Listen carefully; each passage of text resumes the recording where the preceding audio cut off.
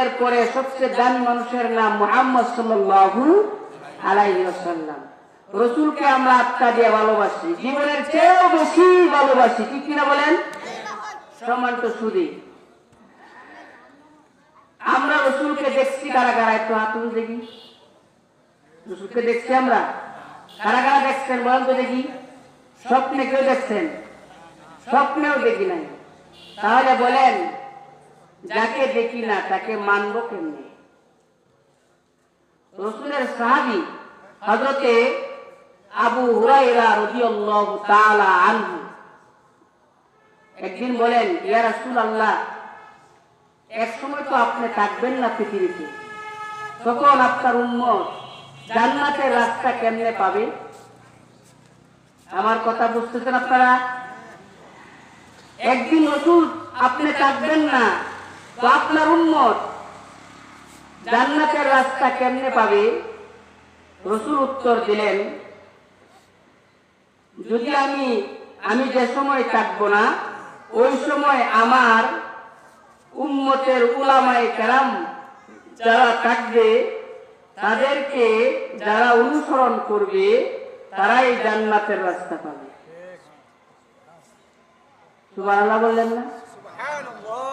রাসূলুল্লাহ সাল্লাল্লাহু আলাইহি সাল্লাম যখন থাকবেন না, তার অবর্তমানে আমরা জান্নাত পাওয়ার পদ্ধতি কি? উম্মতের হক্কানি রব্বানি উলামায়ে কেরামকে যদি ফলো করা হয়, যদি কেউ অনুসরণ করে চলে, তাহলেই সে জান্নাতের রাস্তা পেয়ে যাবে। সম্মানিত সুধী, আবু হুরায়রা রাদিয়াল্লাহু তাআলা আনহু রাসূলের একজন বিশিষ্ট সাহাবী। হযরত আবু হুরায়রা রাদিয়াল্লাহু তাআলা আনহুর এই হাদিসের ব্যাখ্যায় মুফাসসিরিনে মুহাদ্দিসিনে কেরাম বলেন, জান্নাতে যাওয়ার রাস্তা চারটা। কয়টা? কয়টা বলেন? জান্নাতে আমরা সবাই যেতে চাই, হ্যাঁ? জান্নাতে যাওয়ার রাস্তা কয়টা? চারটা। আর আমরা জান্নাতি বাবার সন্তান, ঠিক কিনা বলেন? আমাদের আদি পিতার নাম কি বলেন? হ্যাঁ, হযরত আদম আলাইহিস সালাতু ওয়াস সালাম। ওনার বাড়ি কোথায় ছিল? কথা বলেন। জান্নাতে ছিল, পরে দুনিয়াতে আসছে আর কি। যদি বাবার বাড়ি জান্নাতে হয়, তাহলে ছেলের বাড়িতে কোথায় হবে? একজনের বাড়ি নোয়াখালী, ওনাকে যদি জিজ্ঞাসা করা হয় তোমার বাবার বাড়ি কোথায়, সে কি বলবে? নোয়াখালী। কেন? বাবার বাড়ি যেহেতু নোয়াখালী, সন্তানের বাড়ি কোথায় হবে? নোয়াখালী হবে। আমাদের আদি পিতা আদম আলাইহিস সালাতু ওয়াস সালাম আমাদের বলেন আদি পিতা। কি পিতা? আদি পিতা। ওনার বাড়ি যেহেতু জান্নাতে, আমরা বলতে পারি ওয়ারিস সূত্রে আমরা জান্নাতি, ঠিক কিনা বলেন?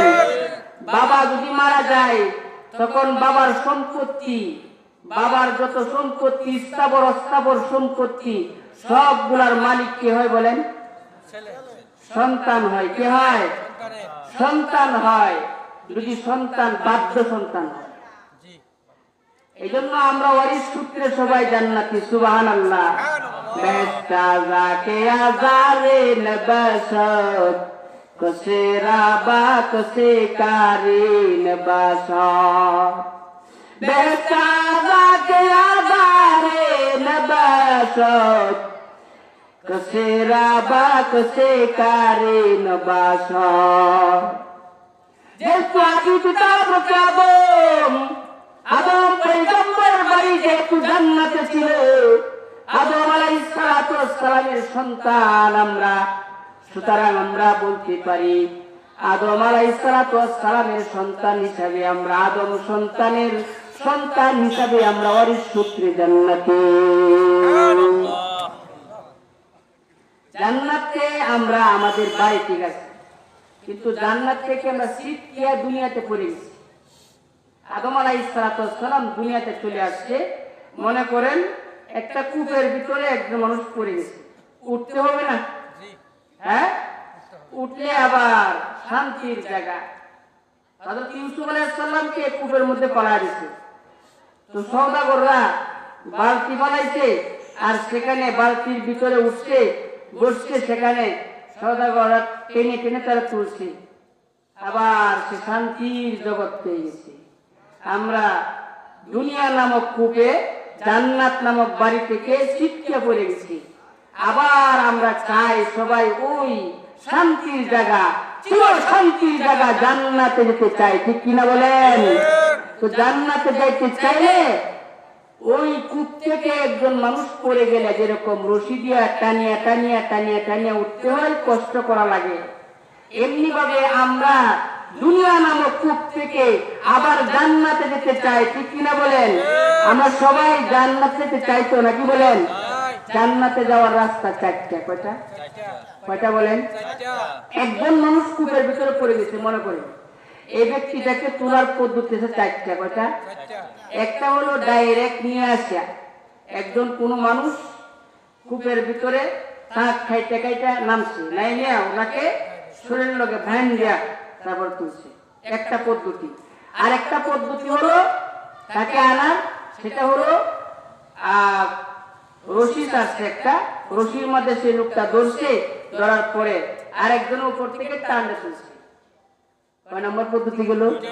2 নম্বর।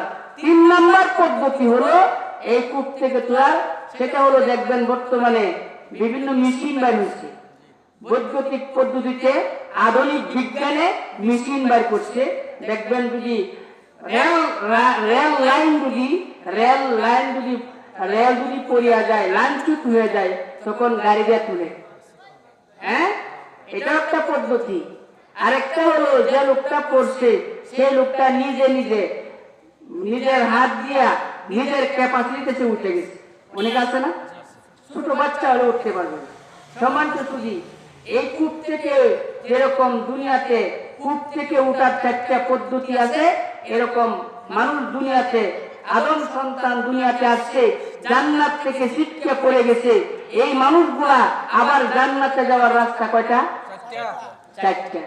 রাসূল হাদিসের মধ্যে বলছেন, তিরমিজি শরীফের হাদিস, রাসূল বলেন, কুন আলিমান আও মুতাআল্লিমান আও মুস্তামিআন আও মুহিব্বান ফালাম তাকুনিল খামিসা ফাতালিক। রাসূলুল্লাহ সাল্লাল্লাহু আলাইহি সাল্লাম হাদিস শরীফের মধ্যে বলেন, দুনিয়ার মানুষ জান্নাতে যেতে চাও, জান্নাতের আবার যদি চিরস্থায়ী জান্নাতে যেতে চাও, তাহলে জান্নাতে যাওয়ার 4টা তরিকা, 4টা পদ্ধতি, 4টা রাস্তা আছে। 1 নম্বর পদ্ধতি, 1 নম্বর রাস্তা, 1 নম্বর সিস্টেম, সেটা হলো তুমি যদি জান্নাতে যেতে চাও, তুমি আলেম হয়ে যাও। আলেম হয়ে সে জান্নাতি হয়ে যাবে। যদি আলেম হতে পারো, তাহলে তুমি জান্নাতের রাস্তায় হাঁটতেছো, হাঁটতে হাঁটতে তুমি এক সময় জান্নাতে চলে যাইবা। আলেম হইতে পারলে জান্নাতের বাসিন্দা হওয়া যায়। একজন আলেম হাক্কানি হইতে পারলে জান্নাতের রাস্তা পাওয়া গেল। প্রশ্ন আসতে পারে, হুজুর যদি তাই হয় তাহলে আলেম হইলেই তো হইলো, আর জীবনে কিছু করা লাগবে না, আলেম হইলেই তো জান্নাতি। না না না, আলেম 2 প্রকার। আলেম 2 প্রকার, সহজ ভাষায়। একটা আলেম হলো সমাজের দৃষ্টিতে আলেম, যে দাওরায়ে হাদিস পাস করছে সে আলেম, সমাজের দৃষ্টিতে আলেম। আরেকটা আলেম আছে যেটা আল্লাহর দৃষ্টিতে আলেম। সমাজের দৃষ্টিতে আলেম হলেই শুধু সে জান্নাতি হতে পারবে না, আল্লাহর দৃষ্টিতে আলেম হতে হবে। সমাজের দৃষ্টিতে আলেম, যে আলেম হওয়ার পরেও সে হারাম খায়, যে আলেম হওয়ার পরেও মাদ্রাসার টাকা ভাঙা খায়, যে আলেম হওয়ার পরেও মোবাইলের ভিতরে সিনেমা দেখে, যে আলেম হওয়ার পরেও পর্দা করে না, সে সমাজের দৃষ্টিতে আলেম হলেও আল্লাহর দৃষ্টিতে আলেম না। আল্লাহর দৃষ্টিতে আলেম, আল্লাহর দৃষ্টিতে আলেম কাকে বলে? আল্লাহর দৃষ্টিতে আলেম হওয়ার জন্য 4টা গুণ লাগবে। আল্লাহর দৃষ্টিতে আলেম হওয়ার জন্য 4টা গুণ লাগবে।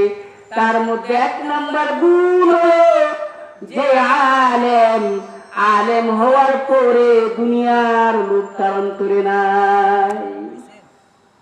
এলেম শিক্ষা করার পরে এলেম দ্বারা দুনিয়া কামাই করে না, দুনিয়ার লোক লালসা তার অন্তরের মধ্যে নাই।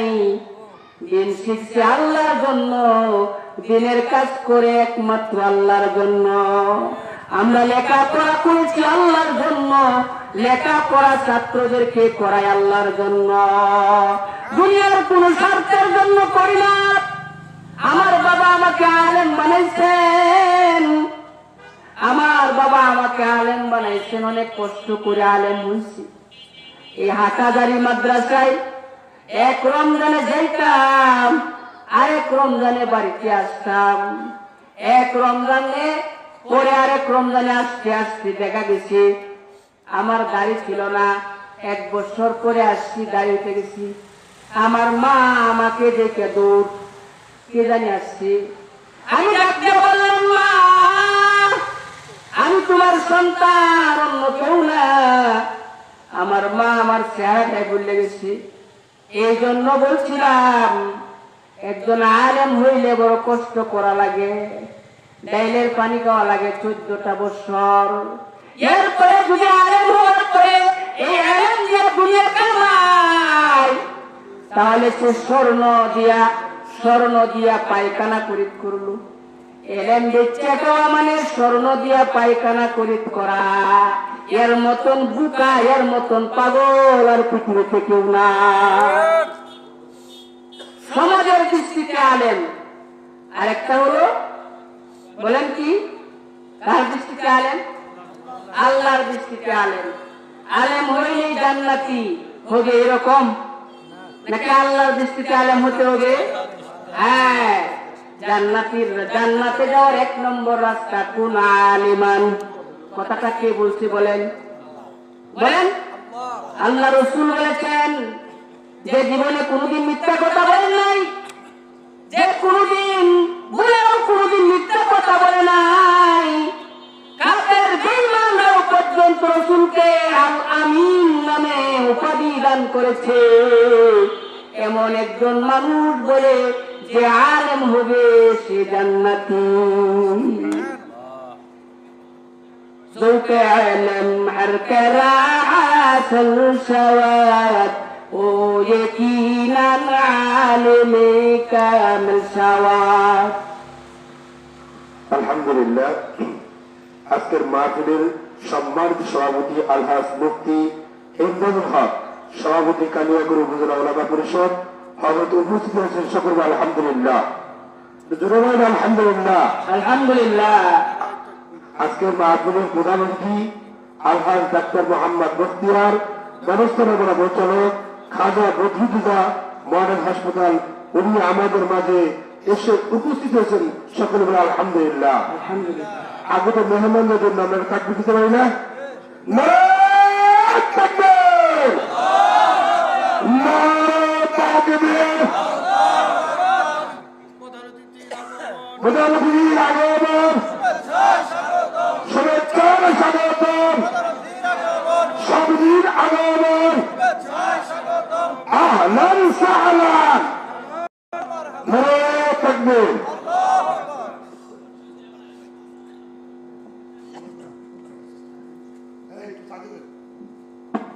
আলেম জান্নাতে যাওয়ার রাস্তা কটা বললাম? 1 নাম্বার কুন আলিমান, কি হওয়া? আলেম। 2 নাম্বার আও মুতাআল্লিমান, আলেম হইতে পারলাম না, রাসূল বলেন আরেকটা অপশন বাকি আছে জান্নাতে যাওয়ার। 2 নাম্বার অপশন, সেটা হলো আলেমের ছাত্র হও। কি হও? মুস্তামিয়ান, তালেবে ইলম হয়ে যাও, মাদ্রাসায় ভর্তি হয়ে যাও, কোরআনে কারীমের সবক পড়ো, মাদ্রাসায় গিয়া উলামায়ে কেরামের কাছে গিয়া ভর্তি হইয়া তালেব ইলম হয়ে যাও।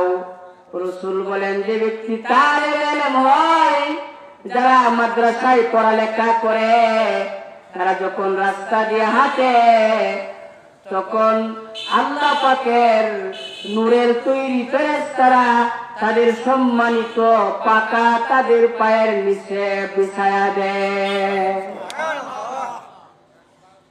কত দামি তালেব ইলম হয়ে যাও। তাহলে বোঝা যায় 2 নম্বর রাস্তা জান্নাতে যাওয়ার, সেটা হলো ইলমে দ্বীনের ছাত্র হওয়া, তালিবুল ইলমি ওয়াল আমল। যদি কোনো মানুষ জান্নাতি হতে চায়, 2 নম্বর সিস্টেম আর রাস্তা হলো মাদ্রাসার তালেব ইলম হওয়া, মাদ্রাসায় ভর্তি হয়ে পড়ালেখা করা। যদি করতে থাকে উদ্দেশ্যটা ভালো থাকে, আল্লাহকে খুশি করার জন্য পড়ে, সে যদি মারা যায় এই রাস্তায় রাসূল বলেন সে শাহাদাত বরণ করবে। শাহাদাতের মর্তবা দিয়ে আল্লাহ হাসরের মাঠে করবে। সুবহানাল্লাহ। কয় নাম্বার গেল? 2 নাম্বার। 3 নাম্বার জান্নাতে যাওয়ার রাস্তা, 3 নাম্বার রাস্তা, সেটা হলো আও মুস্তামিআন। হুজুর আমি আলেম হইতে পারলাম না, আলেম হওয়ার জন্য সুযোগ হয় নাই, আলেমের ছাত্র হওয়ার সুযোগ হয় নাই। রাসূল বলেন আফসোস করিও না, চিন্তা করিও না, টেনশন করিও না, একটু চিন্তা করো, তোমার জন্য 3 নম্বর আরেকটা অপশন রয়ে গেছে, সেটা হলো আলেমের কথা